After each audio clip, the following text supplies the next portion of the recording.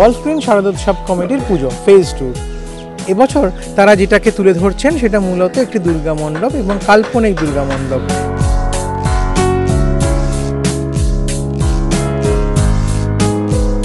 আমাদের এই বছর পুজোয় আমরা যেটা করছি একটা কাল্পনিক দুর্গা মন্দির।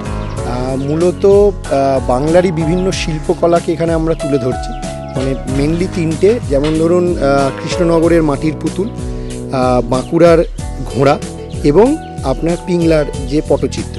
কিছু কিছু জায়গায় যেটা আপনারা দেখবেন এই বিভিন্ন মানে এই যে ডিস্ট্রিক্টের এগুলোর মধ্যে একটা ফিউশন, মানে যেমন ধরুন বাঁকুড়ার ঘোড়ার গায়ে পিংলার ওই পটচিত্রের কাজ বা এরকম।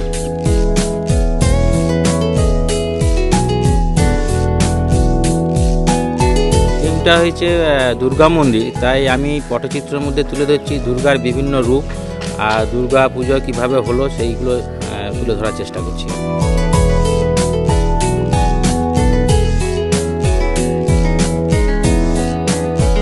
মাঝখানে মূল মণ্ডপ, কিছুটা গোল চণ্ডী মণ্ডপের আদলে, আর তার চারপাশে রয়েছে প্যানেল, সেখানে বিভিন্ন ধরনের বাংলার হাতের কাজ, কোথাও বা বাঁকুড়ার ঘোড়া, কোথাও মেদিনীপুরের পটশিল্প, কোথাও আবার কৃষ্ণনগরের মাটির পুতুল।